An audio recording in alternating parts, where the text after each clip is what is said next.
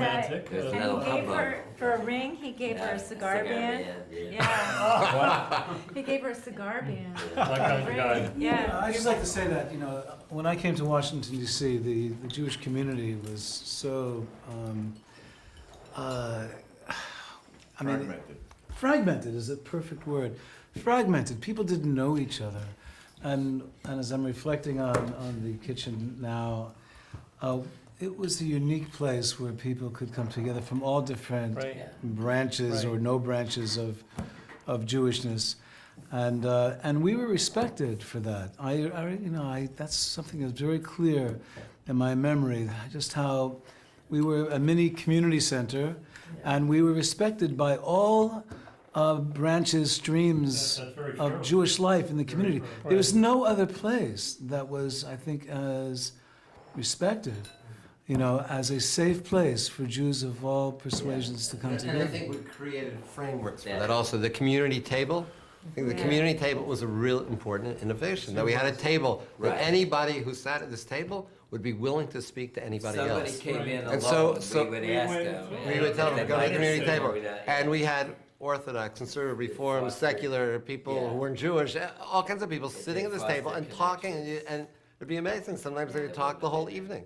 And they felt, and also when we were, waiters or whatever, we would often sit down with the people at the table and start talking to them as well. No, it was something, the restaurant was like a restaurant. We made food, served food, people gave us money, great. But I think we also created an experience. Yeah. It's not just a restaurant. It was something, It was a a culture. culture. Yeah. That people, I think, had memories of what they did besides just, I had flunking today. And that's you know. hard. The interesting thing is, you really, the kitchen created this community, which is kind of a soothing kind of idea that you bring people together, but it did it in sort of a disruptive way, Yes. right? Because it was economically disruptive, we were politically disruptive, we were disruptive to the silos of Judaism, of Reform, Conservative, Orthodox, but we were disruptive to those silos, and we said, we don't really care about the silos, and we sort of shook them a little bit. It was almost like we were soothing and shaking them at the same time, and I think that certainly made us completely different. I mean, we were purposely sort of in their faces saying, we're doing this and you're not. Why aren't you doing this? What's wrong with you that you're not doing this? I mean, how old were we? We were all 20 years, we were 19, 20, 21. We were a bunch of young kids saying, what the hell's wrong with you guys? We're doing this, why can't you? It did have if you apply sort of traditional definitions of community, it had its own culture, which is part of it. It created lasting and intimate relationships. There was a sense of, there was real mutuality that went on there. People supported each other, and there was a reason for people to come, which David described and Ira described, the reason being that people connect to something. I think the Bessie story is a really wonderful illustration. But even that. for people who couldn't get there, I'm thinking about the Meals on Wheels. Right. I remember vividly, I would go to, I was 21 years old, I go to deliver Meals on Wheels to the shut-ins, elderly shut-ins, and these little old ladies would just insist I come in, they'd pull me in, sit me down, give me a cup of tea, to talk to me. And it was like, they were clearly lonely, but it was a way for them to be connected to young people, and it was good That for was me intentional. to have an understanding and a breadth of our community. And I think all the volunteers who went out and delivered meals for Yeah. us, I think they felt the same thing. There was- And Yeah. they were, Yeah. even though sometimes we weren't exactly on time, and sometimes we Yeah. didn't have, we were still making the meal and still doing all the stuff. Yeah. They had Tabooly again. they had tremendous patience with us. I think because they got so much back from it. When you knock on someone's door who doesn't get out of the house, is the only person they'll see all day. You feel like you've made an impact. You've made a difference.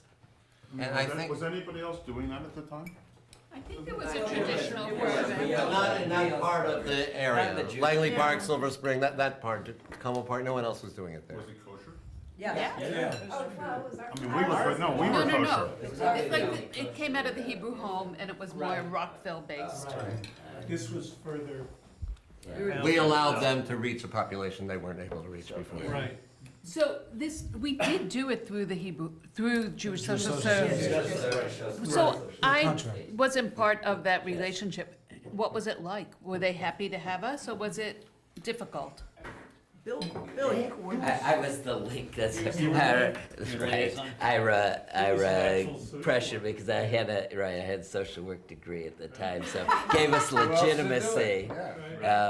It did. It sort of covered their ass too. It was Ruth Breslow. She was very much into it. Yeah. But the fact that you could have somebody who's a social worker who's officially in charge of it, it helped. smoothed over for And then if those who someone might not. had serious issues or problems amongst the people who were getting the meals, Yeah. Bill could intervene and say, okay, this person needs hospitalization, who knows what. Yeah. And Right. it raised our, I think, our Did a little our training level for of volunteers and things like that. legitimacy. Right. Yeah, absolutely. And service that we could give. Right. But it started, and Rachel will remember this, it started when we went to, after the first 8 months or 9 months, we went to the Jewish Federation, Right. and we said, at the urging of one of the staff people, and we made a presentation, and we said, okay, we've been doing this, we're not going to ask you for money for the regular kosher restaurant, but we're going to ask you for money to do some things that we've looked at and we have a program for. And one is that people call us up and ask us about everything. What time does Shabbat begin? Where can I go for this kind of program? What is this? I'm new here in the neighborhood. What's going on? And we said, okay, we want to sort of be a telephone, a support service, an answering service for people who come to the Washington area and have questions about how they can be involved in the Jewish community, what they could do. And we have to give the answers anyway. We're doing it anyway. And we asked, a major sum like $4,000 to do this, no money. But, and we asked for also to be a drop-in center, right? To be for young adults and everything else, because they're coming to us anyway, and we want to do this. We want to make it a little bit more professional. We want to give someone a little bit more time to do this rather than have to worry about cooking and waiting on tables and washing dishes. So, in the middle of our presentation, we written it up, we did everything. And of course, I came exactly from the restaurant, and so I smelled a little like food. Like chicken soup. Yeah, exactly. And the guy, what's his name? Burn. No. Can't remember. Yeah, one of the professional guy. He said, "What? Couldn't you have changed your clothes and taken a shower or something?" No. Anyway, so in the middle of it, someone says, "What are we wasting our time listening to these people for? Why are they talking to us? Why are they making this presentation? If you have a problem with the restaurant, you come and see us. But not to do other programs. That's not how you define yourself. What are you doing here?" And our guy started to say, "Well, wait a second. This is the future. These are people, young generation that want to be active and involved. You have to listen to them." And one of the people said, "You're just a staff person here. You're not part of the committee. We don't have to listen to you or listen to them." And they made me, at least, I'm sure Rachel felt the same way, like we were worth nothing, like all this, that they couldn't care less about us. Now, today I understand, and I was told by other people, if we had presented something to the Federation, they would have been happy to fund Well, us. of course. They would have said, young people want to be involved and want to do Right, something. how can we come They're looking for projects like that. I was talking to somebody that was living in a Moshe house, right? Yeah, Isn't that what they're called? yeah. Moshe house. And describing the kitchen, they said, "We thought this was a brand new idea." And I said, "Oh no, this has been going on for a really long time." It's funny, This we're was on the the cutting first edge of a one. lot of stuff, that community table. Yeah. Now, in the most upscale restaurants, Yeah. they'll have a community table. Yeah, right. And that's supposed to be it's a big selling point for places that are gonna charge you $25 for a hamburger. Yeah. We never did that. That is- hamburgers, right? That's where we went That's wrong. what I'm saying. That's what I was talking We'd still be open if we had hamburgers and french fries. That may be. His father always said. You'll make a fortune. Yeah, you'll clean up, right. We did clean up, but not money. Not that often. But we wrote a number of other proposals too, because I remember the first proposal I ever wrote was for that, for an outreach piece. You wanted outreach to Jewish prisoners, I remember. That's right. It We did said- work. Yeah. We didn't get a Anyway, grant. So I'm not sure, again, I think a lot of community people were really positively, Right. felt that we were making something that was really special and really helped the community. But I'm not sure the people in the established organizations felt that way. And the best example is the conservative movement, I think we were just ahead of our helped time. us. They helped us. There's one guy who was the director of the Seaboard region in the United Synagogue. He really helped us in the beginning. He helped us get support from other synagogues. He helped us get money. His name added to what we were doing really helped us.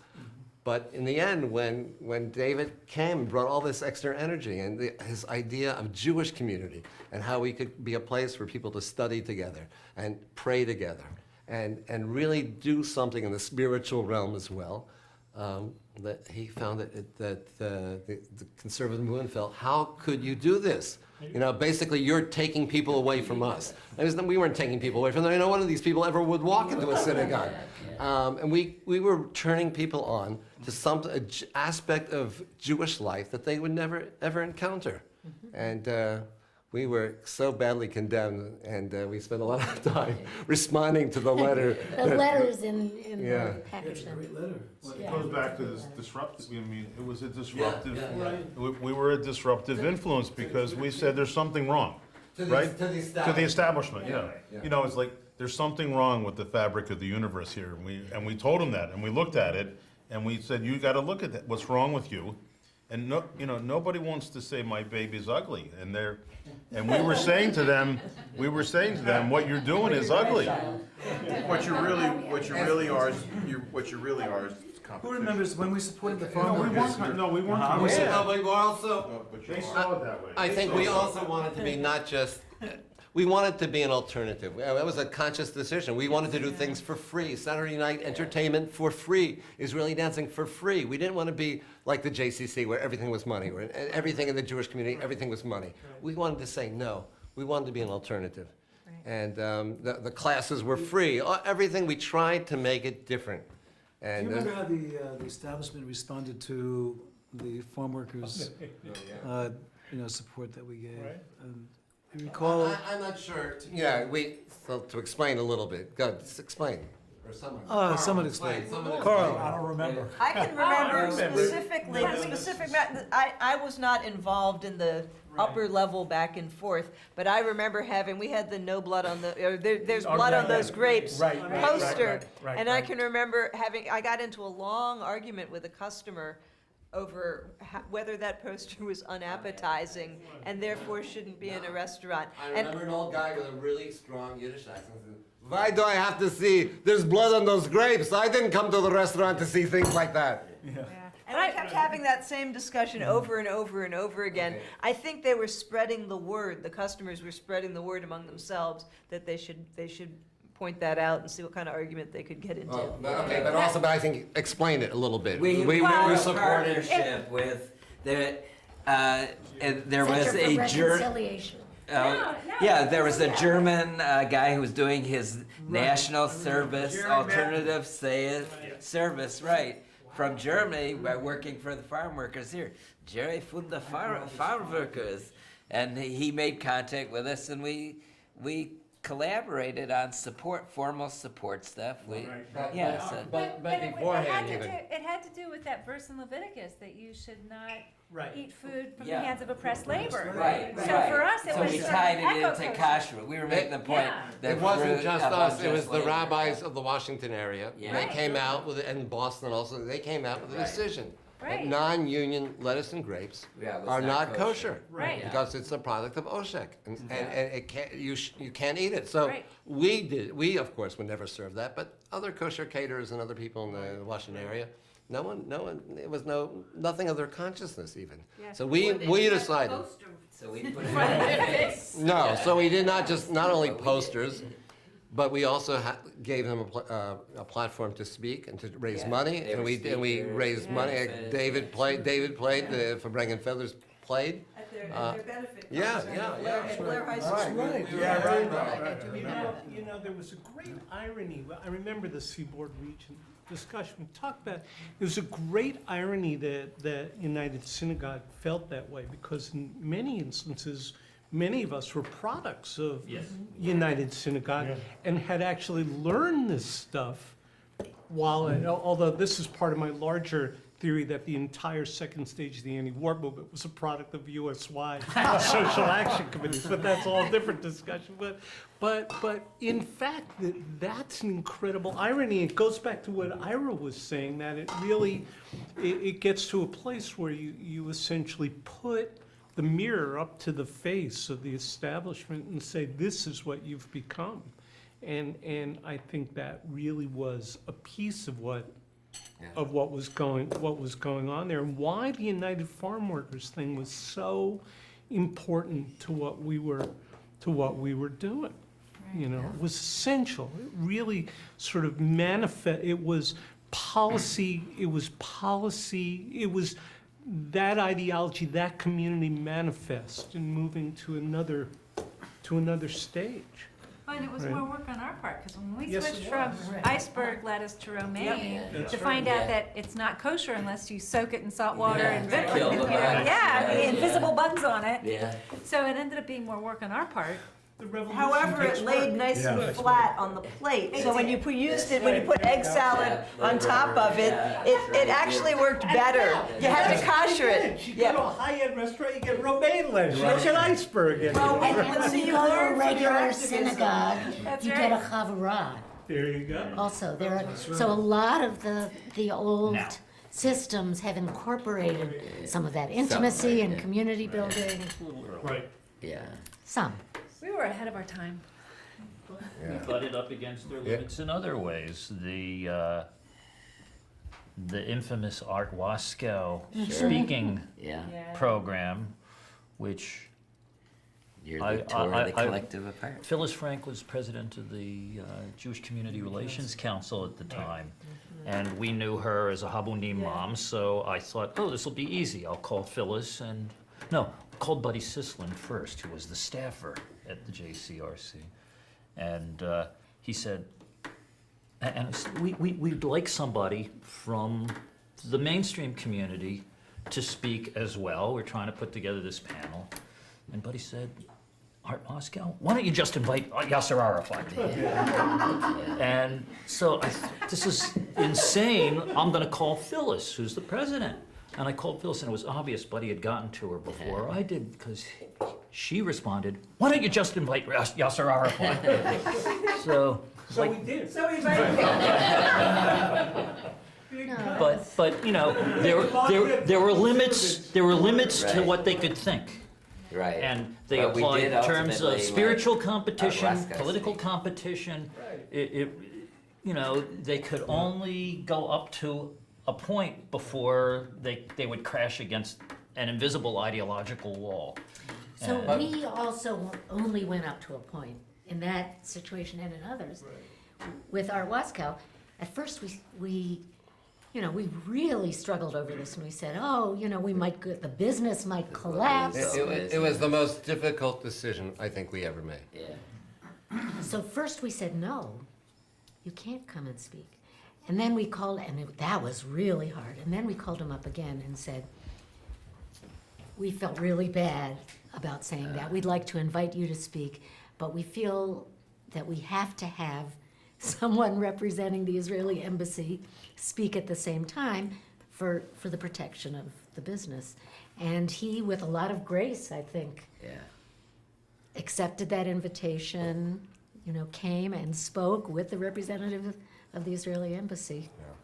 But I think the tension of us being a business, being a restaurant, and trying to be ideological at the same time, that was I think the high point or the low point of the tension that was it, because we knew we wanted Jewish people to come to the restaurant. We knew we needed that population, and we knew that to many of them, Arthur Waskow was like having the devil come and speak. because he was very left-wing, and we should speak with the PLO, we have to, all the things that he said, eventually the Israeli government did.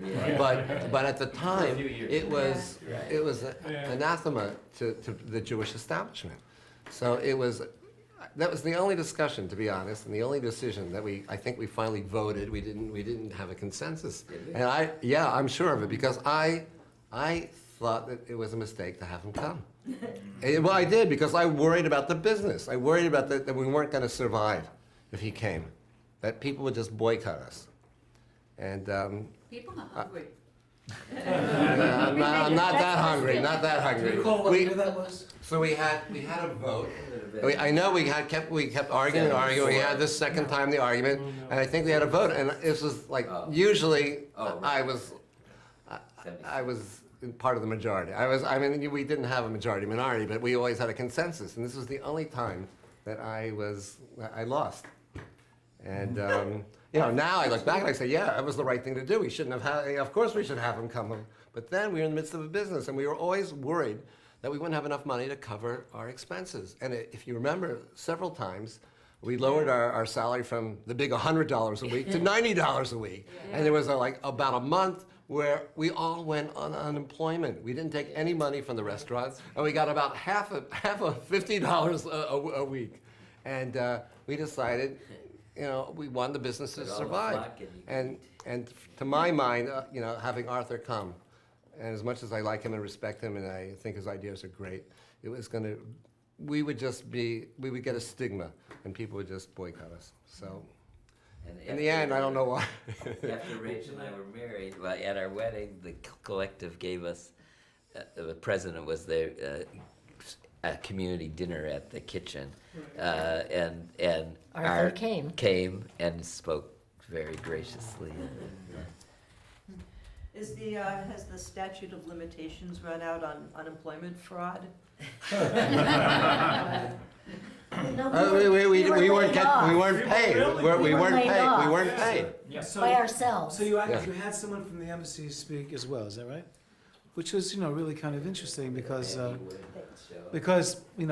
are times now when members of the representatives from the embassy would not come and speak with someone from even J Street or the New Israel Fund. They didn't want to give them that legitimacy. Right. So I was listening to this because it's still going on, and we Kolel sponsored a town hall, a Jewish town hall meeting 2 years ago here in the Washington D.C. area to bring together a panel reflecting the right to the left, and the initial panel was set up with the Jewish Community Relations Council being represented, and we had people on the right and the left. And when it was discovered that one of the people on the left, who is the head of Jewish studies at the University of Maryland, who is a resident of the state of Israel, that he was also on the advisory board of the Jewish Voice for Peace.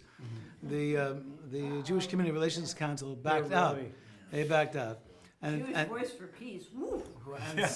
And then the whole panel fell apart, and so another one was created, and I had met the the information officer. What was his title exactly? I forget. At the embassy, a man who's originally from Brazil, actually. And he was interested in representing the embassy, along with, he would sit on a panel with J Street and the New Israel Fund, and it was just amazing because, I was surprised, J Street was surprised, New Israel Fund was surprised, but he said as long as this is not a debate, and it wasn't a debate, it was just an expression, we wanted people to talk about how they felt in the larger audience, and so we made it very clear what the ground rules were, and this is acceptable to him. And the day before, he calls up, he says, I'm getting a lot of pressure from the Jewish community not to go, and... not from the Israeli embassy, but from not the Jewish from the Israeli embassy, From from the the Jewish establishment from the establishment community. not to go. Right. So this struggle still continues. And I didn't remember this. I might not have been in the collective at that time. So I asked when. This might have been early on in the collective history? No, it was later. I remember. Maybe I was... 2.5 years into it. Oh, yeah? I was already, I had just started social work school when this happened, because I wasn't, Yeah. living in the collective house Yeah, it's anymore. remarkable. So I think what you're saying is really important because this same struggle continues. And one of the things that happened in that time that we were able to do was shift the context of that struggle at the time. So I think it's really important to let people know now that this is not the first time that people have been fighting for, you know, a broader definition of what Zionism is, what support for Israel is, what the Jewish community can talk about, but that there is, you know, this tradition that goes back to the 70s, it goes back even further, and But how do you learn from the past and not It keep goes back to repeating that the same same, remember- get stuck in the same rut over and over I again? have a very distinct memory of you, Rachel, and other people might have gone, but I have a distinct memory of you going to the Brer Ra Yeah. conference and Yeah, thinking that's where we first that met was, people from Pittsburgh. yeah. And then to stay with Hitchcock. I remember thinking that was really important because it connected with that whole network of people who were doing this really We were in important socialist work. caucus. Yeah, Well, of course. Which was different than our joining the IWW. We're doing this right now. Because the people that we served, by and large, a lot of them are gone. Right. They don't know this story. It's not written down, it's not memorialized, there's no residual institutional memory within the Jewish community unless we do this. And create this memory. That's right. This affected me because the kitchen was probably the last Jewish institution, one of the last Jewish institutions that I've ever had anything to do with. There have been others that I've toyed with, but there's no place, I've never found a place in the Jewish community where I feel comfortable.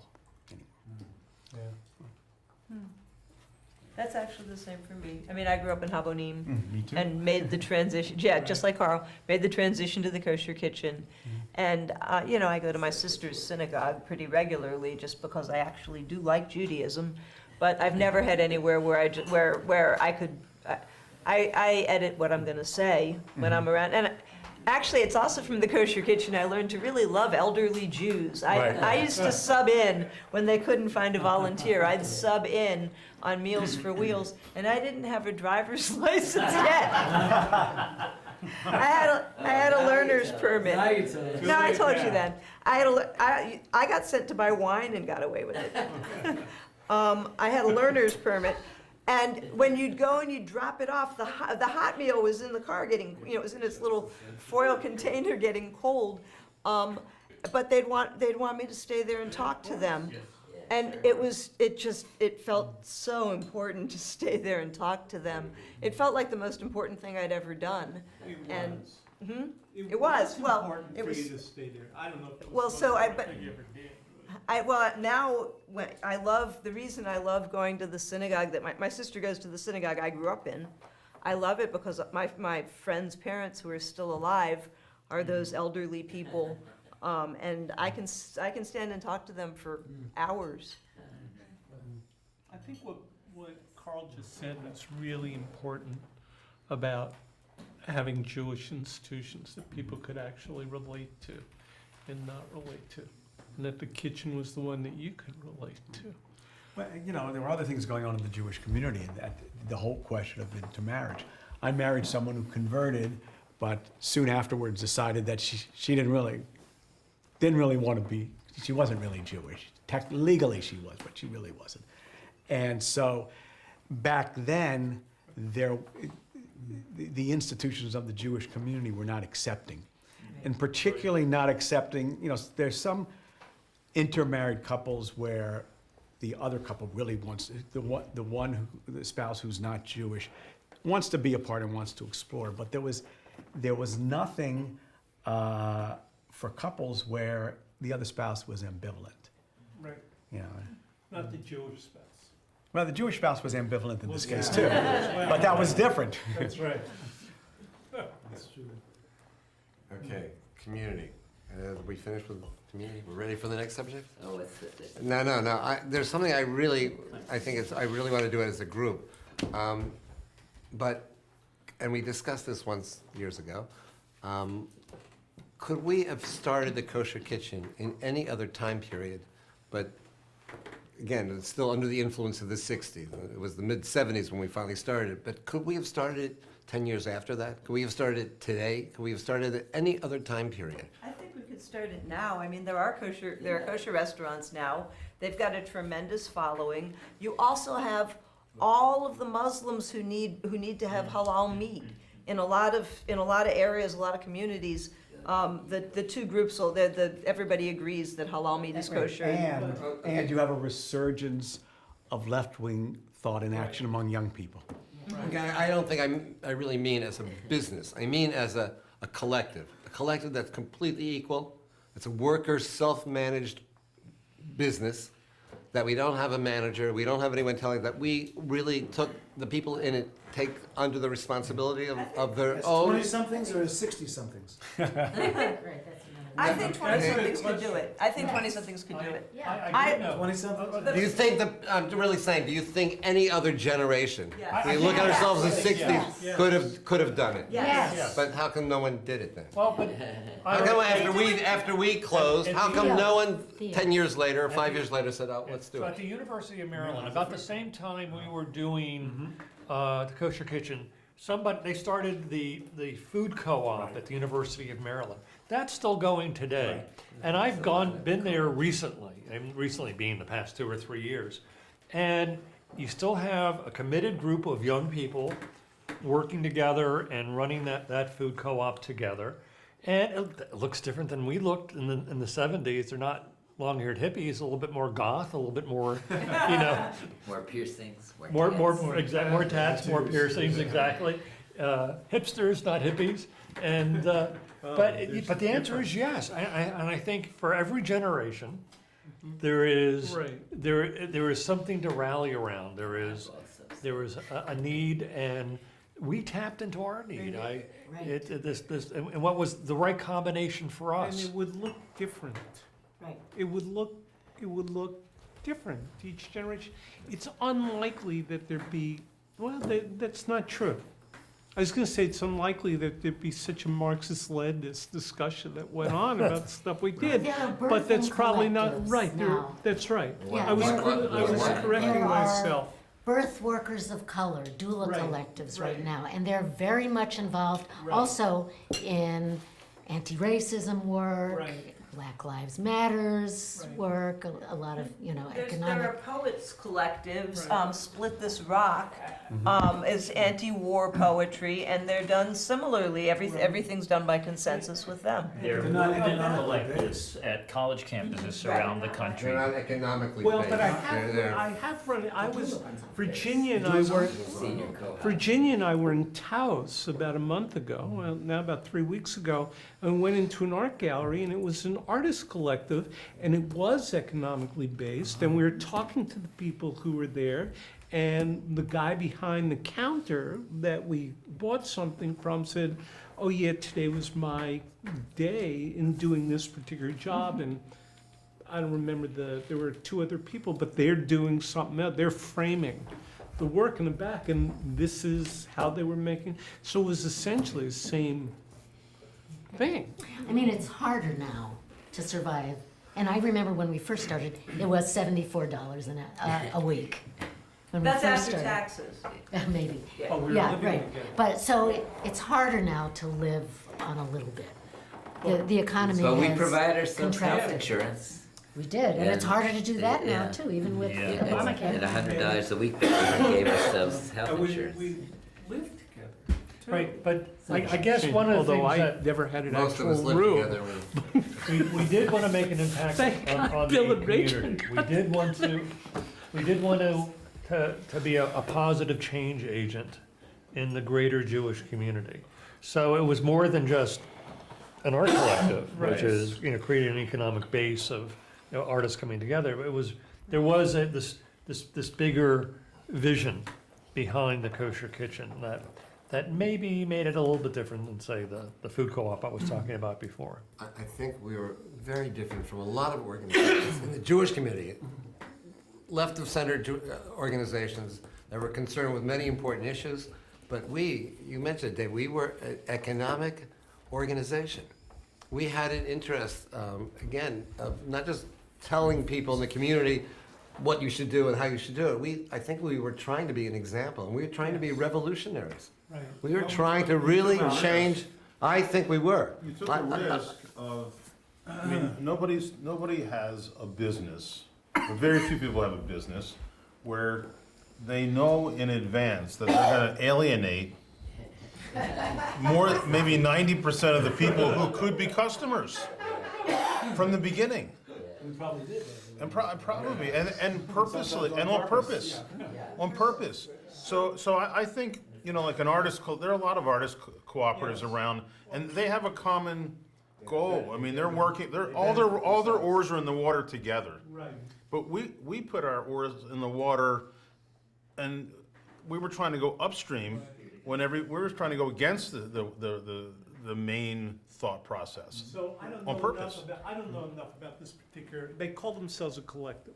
I don't know enough about them to say, well, all I know was that it looked, you know, it looked like a collective, people were doing work, right? But I actually had another question, sort of like and it was our affiliation with Strong Force. Well, And yeah, to what extent Strong Force permitted us to Describe do that. Describe Strong Force. So Strong Force was an organization whose specific job was to provide technical assistance and support to organizations that wanted to operate in at least a cooperative way, if not a collective way. And at the time that Strong Force was active in that way, there were 8 or 10 members. There were a whole variety of businesses. There was a couple of restaurants, there were a few There were about food co-ops, about things 30. like that. It wasn't just the Washington area, it was all over the Right, country. it went out. And then Strong Force, as you know, I worked for Strong Force when I was in social work school, and it became, by and large, a housing co-op, low-income housing cooperative organizing, but that's a different story. But I do wonder to what extent Strong Force made it possible for the kitchen. And you can answer that better than I can. Yeah, at Strong Force, again, they decided that we got $250,000 from the National Institute of Mental Health. And Who did? Strong Force, a nonprofit organization that was trying to encourage collective work environments. And the National Institute of Mental Health said, they had a proposal that said, collectives are a healthy alternative to the regular hierarchical businesses. And if they fail, it shouldn't be because they can't do their books properly, or they don't know to put their food in the refrigerator right away and not leave it out for hours. And they offered workshops and funding for all these businesses to try to raise the level. And for some reason, I guess someone had resigned, I was asked to be president of it. Now, president doesn't mean you chaired meetings or whatever, and there was a full-time director who was a great guy, who still, some of us are still in touch with him. But it really made you feel that we were not just some little isolated place in the basement of the El Dorado Towers, that we were part of something bigger, something bigger that was trying to change America and try to change society here. And I think being part of that was great, was also part of the Food Federation. There were 8 different collectives that operated in the Washington area. There was another restaurant in Georgetown. There was the warehouse that had all kinds of things. There was the soap factory, which is there was Stone Soap. The Bethesda Food Co-op. There was another co-op. There were 3 food co-ops on 18th Street alone in Adams Morgan in those days. Stone Soup, Fields of Plenty, and And Glut was part of it, but they were in Hyattsville. Glut's We still had there. somewhat Yeah, of I know an they're ambivalent still there. relationship with the Food Federation. They didn't quite know what to make of us. I mean, we were explicitly Jewish when sort of the left was suspicious, of what you're so best. ethnically identified that way, or at best, yeah, where the left was becoming more anti-Zionist and. think we ended up with a problem so with that. yeah, they did, and there were some members, Food Federation, that didn't think we should be part of it. But yeah, so. And that was part of the nature. I think Kosher Kitchen always had. It sort of tried to have its foot in two worlds, but was never able to be part of either or any. It's like Yeah. when we tried to join the Wobblies. I remember when they they had no organized idea what, it. right, you remember when the organizers, they had didn't know no what to do with idea us. what to do. Do you remember when the Washington Area Food Federation marched in a march against Zionism? I remember the discussion. We never marched with them that time, did we? No. Because we were afraid that our Well, community would see We're not us. just afraid, I think we did not still a support the Zionist. destruction of the state of Israel, excuse me. There is that, yeah.